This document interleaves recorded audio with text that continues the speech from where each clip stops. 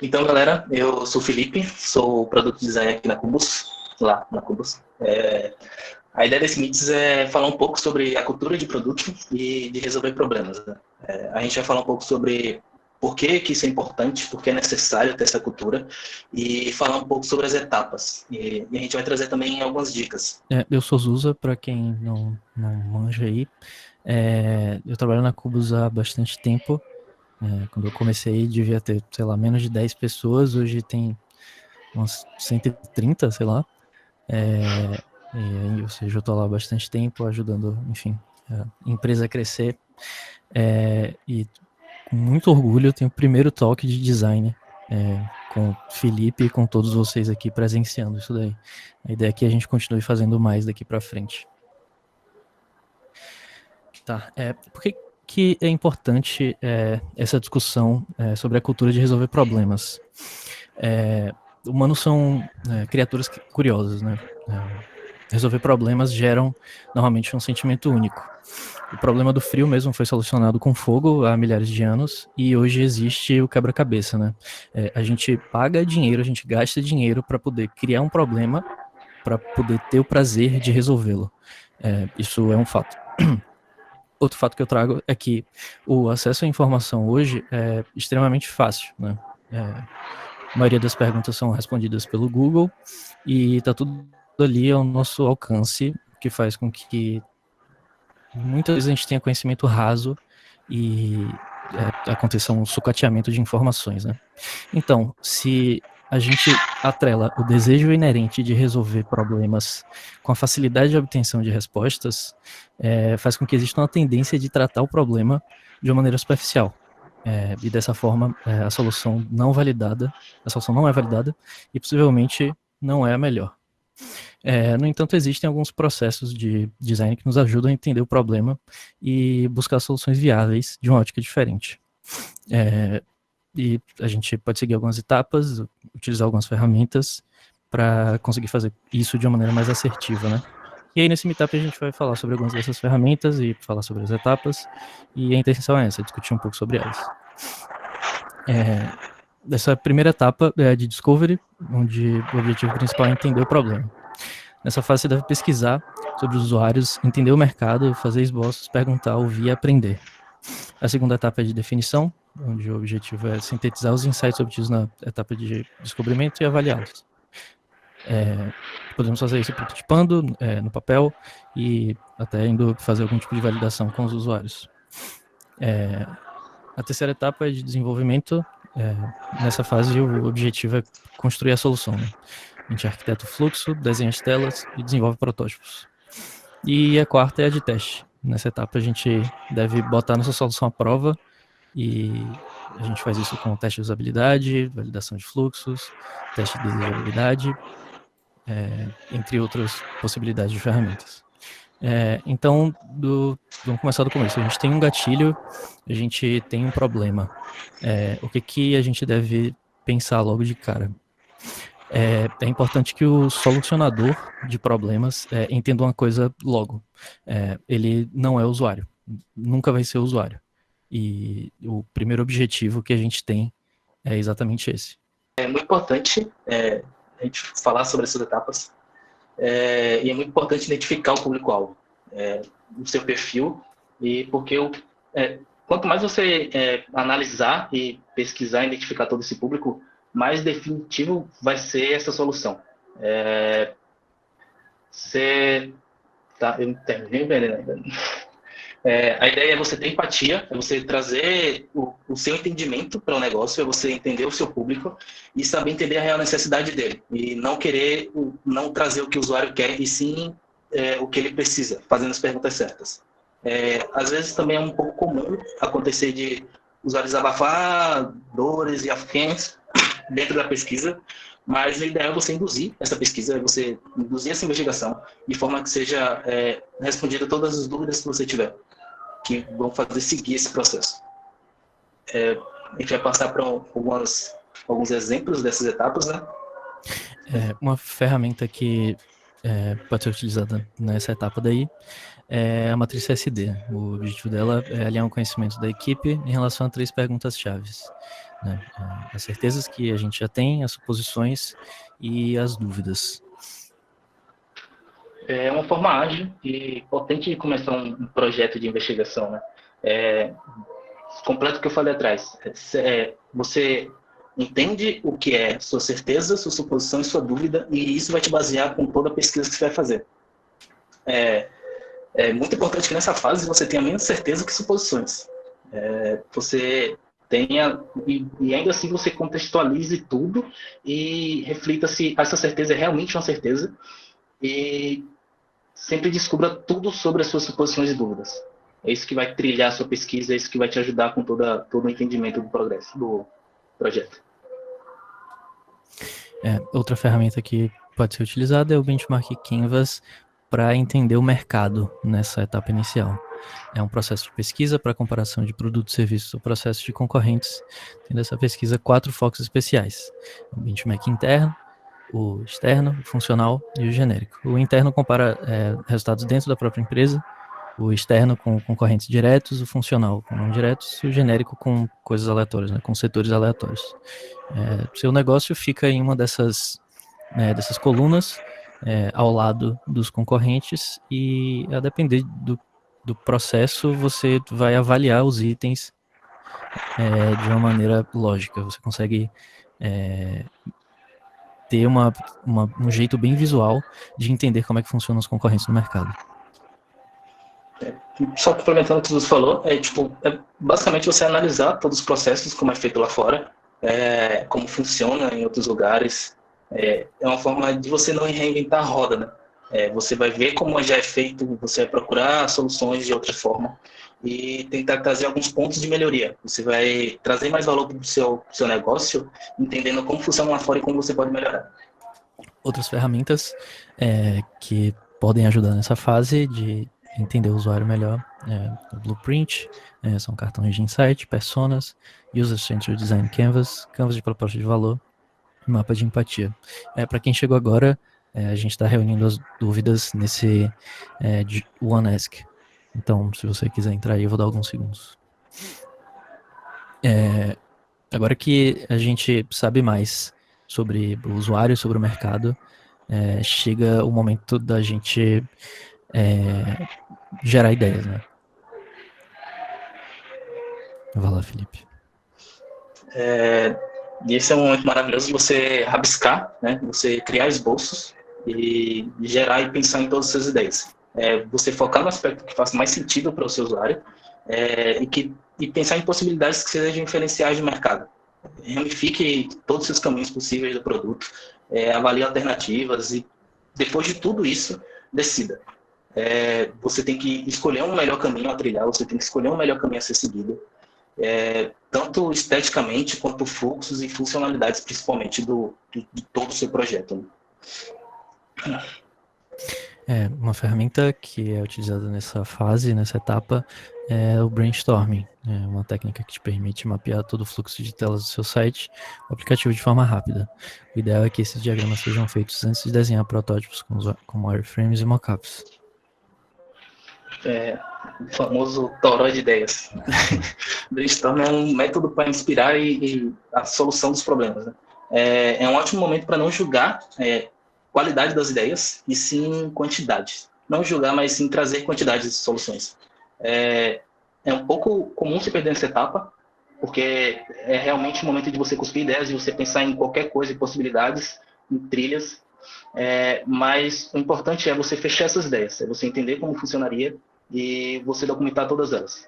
Você fechar, você tirar ela da sua mente, você anotar ou qualquer coisa do tipo. Isso funciona muito bem para que essa ideia não fique flutuando na sua cabeça ou termine te atrapalhando no futuro. E uma coisa sobre o brainstorming, é interessante que ele seja feito em grupo, sempre. E quanto mais multidisciplinar, melhor, né? Quanto mais pessoas com backgrounds diferentes, a gente consegue gerar uma gama de ideias diferentes e talvez a solução esteja ali nesse bolo. Outra ferramenta que a gente pode usar nessa fase é o mapa mental. É um recurso visual com a ideia central se relaciona com ideias secundárias, terciárias e assim por diante. O objetivo é dispor o pensamento criativo de maneira organizada, auxiliando no gerenciamento das informações. Como o Luiz já falou, é um método para criar resumos relacionados. Eu adoro usar mapa mental, eu uso basicamente em quase todas as reuniões. Fica mais fácil de fixar as ideias e entender o fluxo. Te dá uma visão geral de verdade do tema. Você consegue memorizar tudo que tem ali de uma forma macro e entender um fluxo de uma ponta a outra. Você pode fazer algo mais resumido, que seria, sei lá, como tem esse exemplo aí, que seriam só 3 etapas para chegar no final. Estou terminando permitindo as pessoas. Ou você pode fazer algo mais complexo e mais definido, mais descrito, na verdade. Você pode falar sobre campo, você pode escrever sobre qualquer coisa que vai te ajudar durante todo esse processo. Né? Outras ferramentas que ajudam a gente nessa fase são essas aí: matriz de esforço e impacto, user flow, mapa de jornada, os 5 porquês. No fim dessa etapa, que a gente já tem o user flow construído, a gente deve começar a trabalhar na interface e nas suas interações. Nesse momento que a gente senta na frente do computador, analisa todos os artefatos gerados de nossas pesquisas, a gente começa a desenhar a tela mesmo. E depois a gente prototipa e depois testa. Esse é um dos melhores etapas. Né? Esse é um momento de você materializar tudo que você produziu, você trazer de verdade de maneira visual. Tendo em mente tudo que você já analisou, tudo que você estudou, tudo que você decidiu, todos os artefatos que você usou. Tem que sempre traduzir todas essas decisões em protótipo interativo quanto puder. É muito melhor você mostrar para o usuário como aquilo vai interagir do que você esperar que ele entenda. E se você não conseguir trazer de uma melhor forma, de algo muito fiel, você pode trazer em baixa fidelidade, mas sempre explicando para ele ou deixando ele entender como aquilo vai agir, como aquilo vai trabalhar. Ferramentas utilizadas nessas etapas, o protótipo, que é uma representação de média alta fidelidade do produto final, que simula a interação direta da interface do usuário. E isso complementa o que eu estava falando, né? Quanto mais claro o protótipo, melhor vai ser o feedback da solução. Melhor vai ser o entendimento do usuário como aquilo vai funcionar. E melhor você vai ter a sua resposta de se aquilo foi efetivo ou não. Outra ferramenta é o teste AB. É um método de pesquisa comparativa que busca responder dúvidas e experimentar soluções no campo dos produtos digitais. Isso ajuda a você experimentar soluções. Pode ser até com questionamentos breves, de se isso no topo ficaria melhor, se essa tela de tal forma seria boa, ou de fluxos inteiros, de se isso realmente é intuitivo ou não. E você pode destrinchar isso em testes AB, porque ele se transforma em somente uma opção. Como já deram a dica top aí do mês, que é maravilhoso mesmo. E a B é exatamente isso. Você tem a possibilidade A, você tem a possibilidade B, e você testa as duas, e a que foi mais legal é a que você usa. Aqui, para responder melhor, é a que você usa. Sempre teste suas decisões, na intenção de testar errado e encontrar a melhor solução para cada situação. A ideia central de todo esse processo é você entender o contexto, né? Você testar se a sua solução vai resolver ou não aquele problema. Teste de novo. Tem em mente sempre aquilo que a gente falou lá atrás. Se a sua solução é realmente ideal para aquele problema. A gente separou algumas dicas. Sempre documentem todo o processo. É importante que sua documentação seja bastante visual. Assim você nunca perde de vista seu objetivo, né? Seu problema, no fim das contas. Exponha tudo. Transforme essa sua documentação em uma entrega. Deixe de entregar só o protótipo e falar, toma aqui e terminei. Mas sim entregar todo o contexto. Né? É você mostrar às pessoas o fato de que existe esse processo atrás e que isso importa. E você trazendo isso, você vai trazer mais valor. Pessoas começam a cobrar coisas que sejam feitas, que coisas sejam feitas e começam a entender melhor o valor de todo o processo que você tem antes de produzir uma tela ou de chegar nessa solução. Não tenha medo de errar. Em design de produto, errar acaba virando artefato, né? Errar é aprender, é entender os porquês e os porquê não. R, eu não canso de falar isso, gosto de estar errado. É, dentro do meio comercial também é muito comum ouvir falar que é R e R rápido. Então é isso que a gente tem que fazer. E tem uma parada muito boa também dentro disso, que pode ser um feedback positivo, que não se desaponte quando o usuário vir para você e só te der um retorno de feedback que tá bonitinho. Uma coisa que eu conversei até com o nosso queridíssimo Matheus, que está aqui na live, que o problema é quando o usuário encontra o erro. Se ele só está achando bonitinho é porque você resolveu o problema da melhor forma. Envolva pessoas. É muito importante envolver pessoas, como eu falei antes.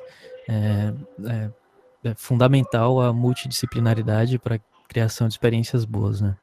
Cada pessoa tem sua história, cada pessoa tem seu background, e a gente sempre deve tentar sair de nossas bolhas, a gente sempre deve tentar entender essas bolhas como um problema, uma barreira no nosso processo criativo. Muito importante isso. E mesmo que às vezes não stakeholders não consigam participar ou pessoas que você queria que tivessem no processo não tenham tempo, uma ótima forma de você solucionar isso é você mastigar um pouco esse processo, trazer de uma forma de check mesmo, que eles possam validar. Isso vai trazer essas partes interessadas, você vai ter essas validações e isso vai fazer com que você consiga seguir o processo sem se travar muito, sem se dar de cara com a parede. O Maslow, que é aquele cara da pirâmide de necessidades, ele diz que se a única ferramenta que a gente tem é um martelo, pra gente tudo começa a parecer um prego. Então, se eu tenho uma dor nas costas, eu vou no ortopedista. Ele vai dizer que eu tenho uma hérnia, possivelmente. Se eu for num fisioterapeuta, ele vai dizer que é minha postura. Se eu for num gastro, ele vai dizer que é gases, sei lá. Então, com o produto digital funciona do mesmo jeito. Por isso que é importante a gente conhecer o público antes de achar que a primeira solução que a gente tem é a melhor, porque existe uma grande chance de ser uma visão totalmente enviesada. Isso. A gente vai abrir para as perguntas agora. Na realidade, como funciona o quesito prazo dentro da cultura de produto? Existe mais liberdade para usar, testar, errar e voltar, ou é algo mais aberto? Ou é algo mais apertado?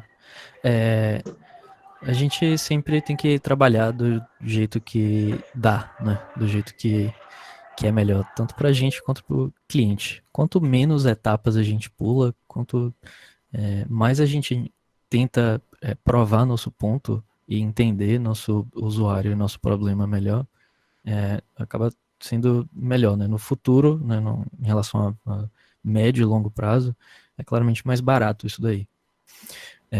Mas, enfim, é o cliente que paga e a gente tem que muitas vezes jogar do jeito que ele prefere que seja.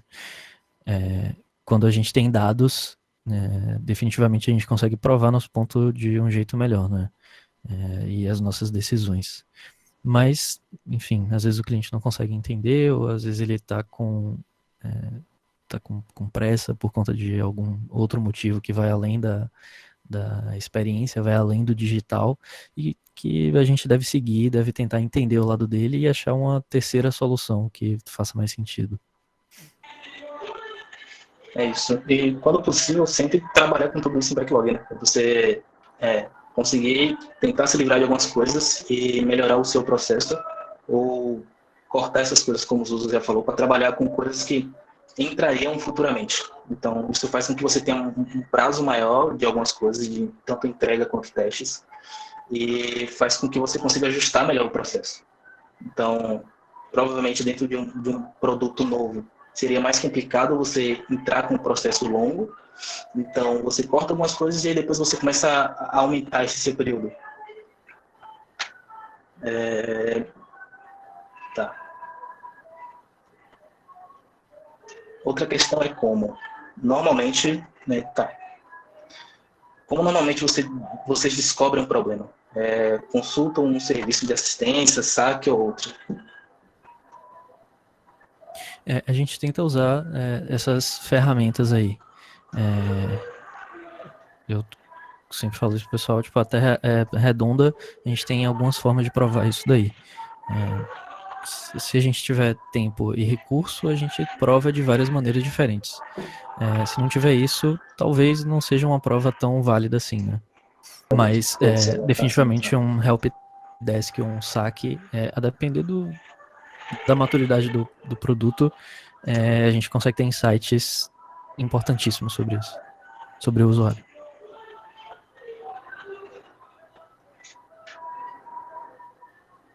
É isso, vários aqui. Dica de livro, filme ou documentário sobre design de produto.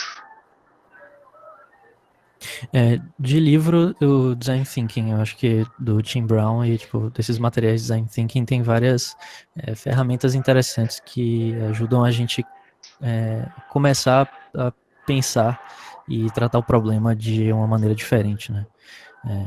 Eu acho que entender sobre Design Thinking é um primeiro passo que a gente deve fazer nesse caso. Um ótimo livro é Harry Potter. Não, mentira.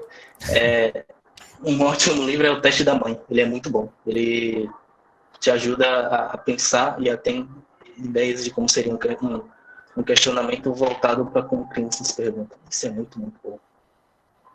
Já usaram Design Sprint? Esse sim como foi uma experiência. É isso mesmo. Sim, na verdade, a gente sempre tentou trabalhar com o que a gente tinha, né? Principalmente lá no início. E a gente conseguia ver alguns problemas nesse método de design sprint, principalmente na parte de validação, onde a gente acabava tendo pouco tempo para poder fazer tudo, sabe? Eu entendo a importância da gente soltar o MVP logo, mas muitas vezes não é o jeito ideal, né? A gente solta um negócio que a gente não entende nada do que está acontecendo. Mas para um produto inicial, às vezes é interessante. Enfim, tudo depende de quanto a gente sabe sobre esse mercado e quanto a gente sabe sobre o produto. Você tem algum exemplo de projeto que consiga aplicar todo o processo de design?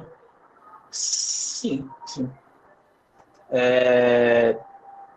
Como a gente consegue destrinchar, às vezes, e cortar algumas coisas, a gente consegue, sim, aplicar basicamente todo o projeto. Você, de alguma forma, você tem que entender, você tem que seguir essas etapas, mesmo não sendo o processo, você tem que seguir essas etapas. Você tem que entender o processo, você tem que definir o que você vai fazer, você tem que desenvolver e testar de alguma forma. Talvez, geralmente, quando não envolve questão de prazo ou tempo, essa questão do período, talvez não envolva o teste. Mas você consegue envolver todas as outras etapas. Então, de alguma forma, você já segue esse processo. Então, dessa mesma forma, a gente basicamente aplica em todos os projetos.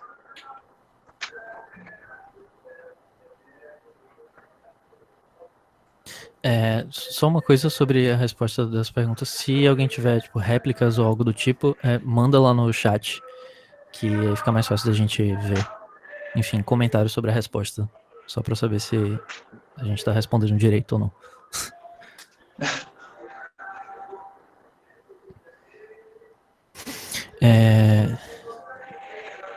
Teve uma pergunta. Qual fator define dentro da Cubus qual processo ou ferramenta de UX utilizar? Blueprint, Sorting, dentre outros. Quais vocês usam sempre? Digo, usam matriz CSD, sempre usam benchmark, entre outros. Como eu falei, a pergunta foi do André. Eu falei, André, a gente sempre tenta trabalhar com o que tem. Às vezes o projeto cai no nosso colo, a gente não tem muito acesso ao cliente, e aí a gente tenta fazer um tipo de estudo mais macro, né? Um estudo macroambiental, onde a gente, sei lá, estuda mais sobre o mercado mesmo. E aí, enfim, a gente vai pelo benchmark, ou às vezes não tem o usuário tão próximo, a gente não sabe dizer quem é o usuário direito. Então, quando a gente quase não tem informação nenhuma de nada, existem algumas técnicas que a gente pode fazer, a depender do tempo que a gente tenha. Mas eu diria que uma que eu pessoalmente sempre faço, por mais que eu tenha que entregar um projeto amanhã, é uma análise de benchmark e eu às vezes monto um mood board interessante para poder me dar, sei lá, ideias de interface e tal. Eu adoro fazer moodboard também. Flui muito mais rápido as coisas que você tem que fazer, principalmente quando é parte prática, né? Que é a parte de você meter mão. Uma coisa que eu gosto de fazer também junto com o benchmark é fazer uma análise heurística de concorrente, sabe? Eu ponho cada ponto lá do Nielsen, da heurística de Nielsen, e aí tento fazer uma análise dos principais concorrentes. Como criar um produto muito pequeno e com uma irrigação incorreta.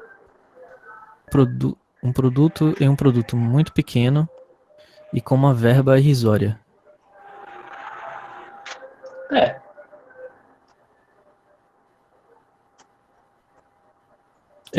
Você deve fazer um estudo do que você tem, enfim, quais são suas expertises para saber o que você pode fazer, né? Para você conseguir alocar o seu dinheiro de um jeito inteligente. Como você descobre isso? Fazendo pesquisa, né? Você pode rodar essa primeira fase de discovery sem gastar muita grana e você já consegue obter umas respostas legais e ter uns insights interessantes sobre o seu produto e como é que você deve, enfim, lidar com ele. Em relação ao método utilizado, se chegar à solução, isso pode pesar muito, principalmente dentro da equipe. Digamos que o resultado seja o mesmo, mas a outra forma, como eu cheguei, como configurei, e a outra pessoa chegou ao mesmo resultado. Isso tem um peso, um mérito a mais, ou no fim é importante conseguir solucionar o problema? Por estar iniciando os estudos, às vezes isso me incomoda, porque minha solução é diferente da que foi ofertada pelo instrutor. Tem esse ponto quando você está iniciando no mercado, que é uma carga de experiência, né?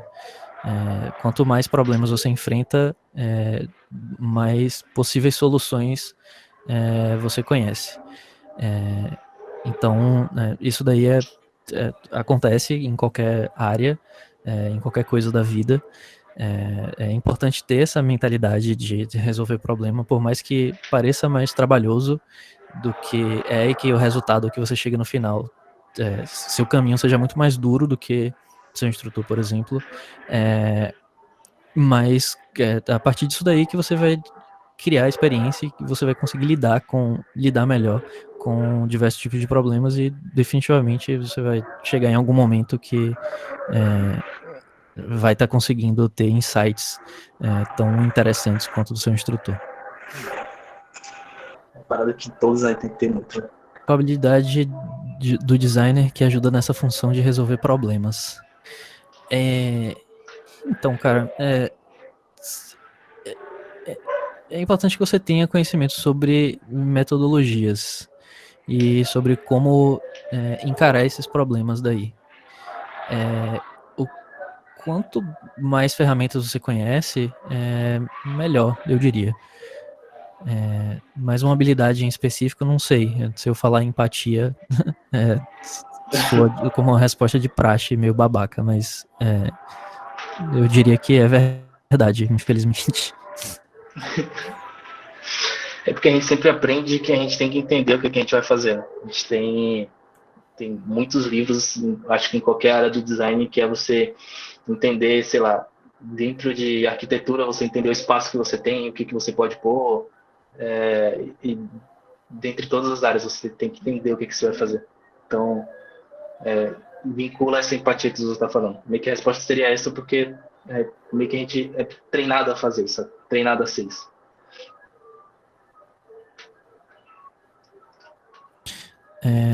Vocês usam Double Diamond ou alguma outra metodologia? Então, André, como eu falei, a gente tenta trabalhar com o que a gente tem. A gente sempre analisa junto com o pessoal do comercial e com a liderança lá do projeto o que dá para a gente fazer com o tempo que a gente tem, né? Então, vocês usam Double Diamond também, mas é um double diamond do jeito que o mercado diz que é certo? Provavelmente não. Mas é o jeito errado? Definitivamente não. Então a gente tenta se adequar ao nosso cliente e ao nosso usuário. Que acho que esse equilíbrio é o que se precisa para a gente lançar um produto saudável. Como vocês veem a integração da equipe de design com outras equipes de desenvolvimento do produto frente a esses processos? Eu diria que um time ideal seria um time com o PM, e esse PM seria a pessoa que estabeleceria junto com o designer e junto com o tech leader quais são as prioridades, né? E aí o time de desenvolvimento trabalha em cima do backlog gerado pelo time de produto. Mas, enfim, o mundo não funciona desse jeito, a gente sabe. Então, como eu falei, a gente tenta alinhar o que a gente aprendeu sobre o produto, o que a gente aprendeu sobre o usuário, junto com as necessidades do cliente, as necessidades do negócio. E aí, enfim, a partir da análise disso daí, a gente decide como é que a gente vai trabalhar no backlog. E fora que quando você começa a envolver as pessoas dentro do processo, e quando elas começam a entender essa necessidade, esse valor que ela vai estar trazendo também participando, as coisas começam a ser alinhadas melhor. Eles começam a perceber ou ajudar mais a você e a entender que tudo que você está fazendo em todos os processos é importante, e a questionar menos quanto a tela ou qualquer outra coisa, e sim quanto a solução mesmo. Então, a galera começa a absorver o processo e fluir de verdade. Quais etapas de backlog vocês julgam essenciais num projeto de produto? Eu diria que esse é o trabalho que vem meio de cima, né? É meio top-down. É interessante que a gente venha com soluções interessantes, com soluções que façam sentido para o usuário ali na hora, mas no fim das contas, quando algum problema vem de CEO, vem enfim, de stakeholders ou pessoas importantes, as pessoas que têm o dinheiro, a gente deve dar prioridade a esse tipo de coisa no backlog, né? Mas, de qualquer forma, a gente não deixa as perguntas sem estarem com os nós atados nos fins.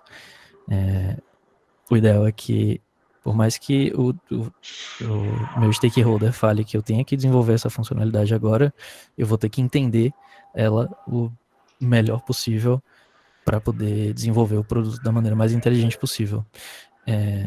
Então, por mais que a minha pesquisa diga que o usuário não precisa disso daqui agora, mas eu preciso fazer isso agora porque o stakeholder quer, eu vou fazer do melhor jeito possível. E eu faço isso seguindo todas as etapas de um Double Diamond, por exemplo. E já houve algum caso dentro da Cubus onde o cliente queria um aplicativo, mas a melhor solução não foi criar um aplicativo? Isso é bom. Boa. É o esquema do Maslow lá, né?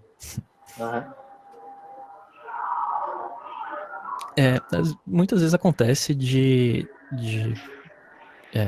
cliente querer, por exemplo, desenvolver um e-commerce com a gente, ou alguma coisa que já tem soluções prontas na internet, que ficaria muito mais barato para ele e, enfim, sairia mais interessante lá ele mesmo fazer do jeito dele.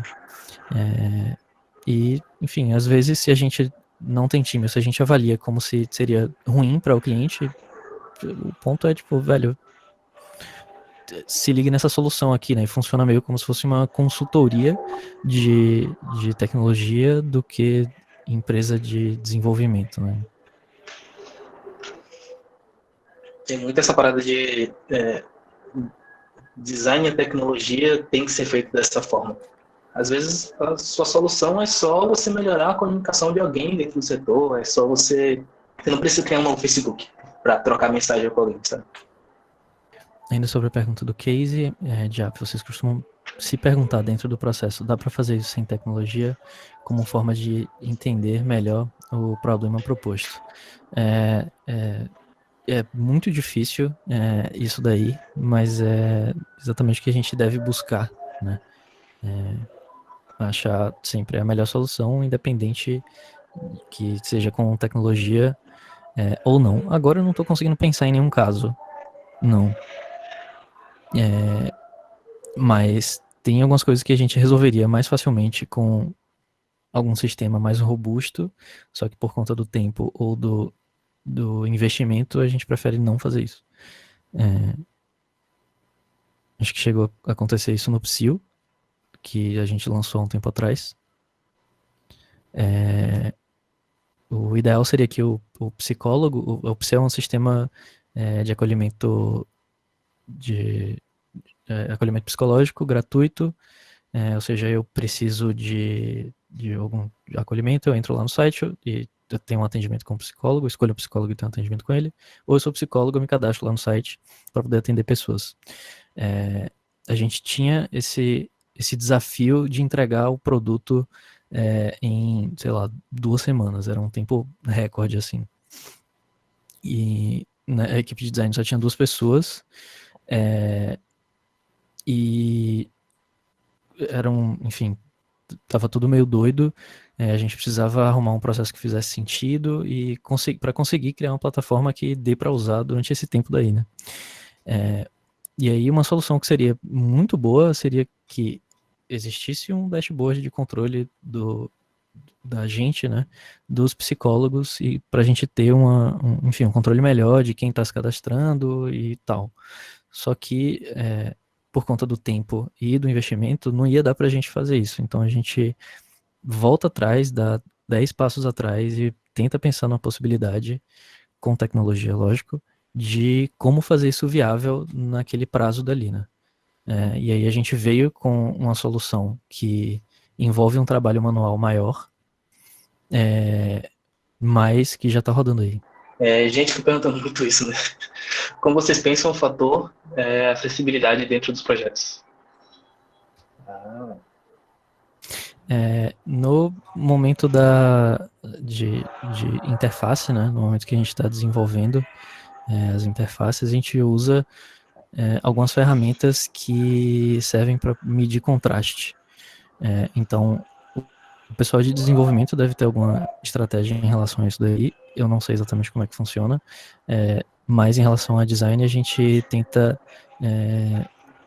medir contraste com, enfim, uns plugins que tem lá na ferramenta que a gente utiliza. É meio maturo isso ainda dentro da Cubus e, enfim, dentro da web em geral. Mas enfim, a preocupação com isso daí já foi passada muitas vezes. A gente só não conseguiu pensar num plano de ação para poder garantir que a acessibilidade está funcionando 100% em todos os projetos. Obrigado. Lembrando, meu nome é Zusa, esse é Felipe Danke. Galera, obrigado. Tem as redes sociais da gente aí. Se vocês tiverem algumas perguntas ou qualquer coisa, vocês podem falar comigo pelo LinkedIn. Obrigado pela presença de todo mundo. Eu espero que vocês tenham gostado.